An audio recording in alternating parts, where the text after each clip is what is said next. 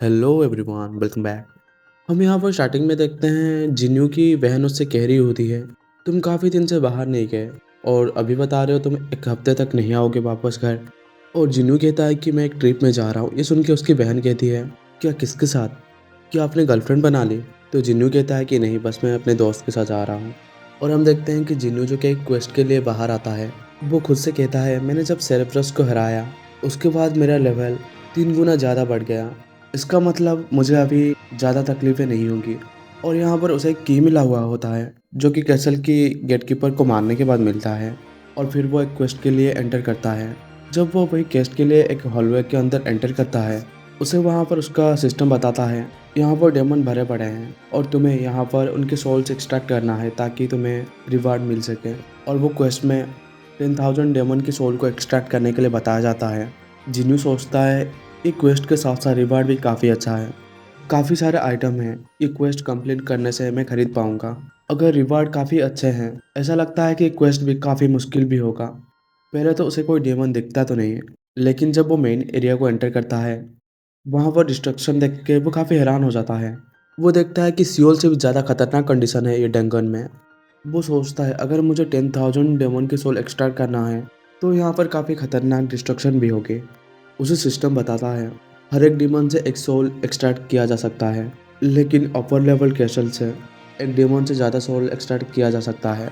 और वो सोचता है क्या ये क्वेस्ट एक हफ्ते में ख़त्म हो भी पाएगा।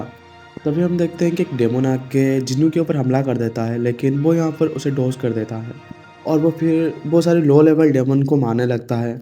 और वो सोच रहा होता है इन डेमन्स को मारने के लिए काफ़ी वक्त लग सकता है। इसके बाद हमें नेक्स्ट सीन में जिन्होयू का सीन दिखाया जाता है। वो वहाँ पर अपने फादर के साथ गिल्ड मास्टर होने के लिए डिस्कस कर रहा होता है और उसके फादर जो कि यूजिन के गिल्ड की रिकॉर्ड देख रहे होते हैं। और यहाँ पर यूजिन समझ नहीं पा रहा होता है कि आखिर उसके फादर उसके और उसके भाई के बीच क्यों एक को चूज नहीं कर पा रहे हैं। तभी उसके फादर कहते हैं मैं तुमसे किसी को मिलवाना चाहता हूँ। और तभी वहाँ पर एक बंदा आता है और ये वही एक हंटर में से एक होता है जो कि रेड गेट से बच के आया होता है जिन्नू के साथ। जिन्होंयू के फादर पूछते हैं वो रेड गेट इंसिडेंट में टाइगर गिल्ड के मेंबर के सिवा और कौन कौन थे। तो वो हंटर बताता है वहाँ पर एक हाई स्कूल फीमेल हंटर थी और सन जिन्यू भी था।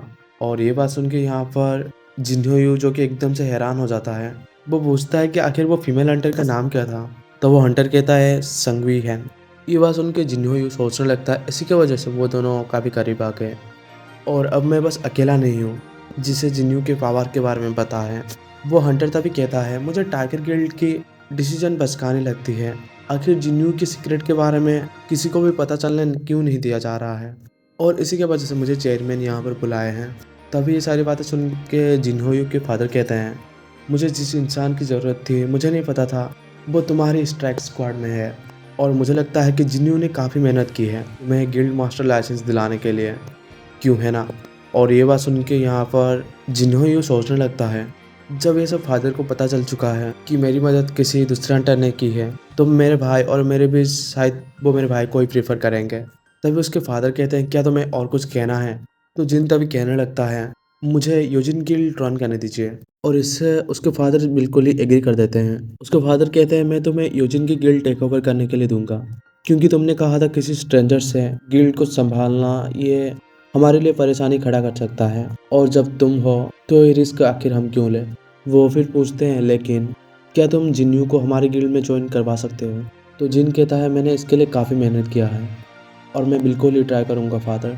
यहाँ पर जिन सोचता है उसे किसी भी तरह से हायुनचा एंड और बीम जो कि रिटायर कर चुके हैं उन्हें गिल्ड में ज्वाइन करवाना ही होगा।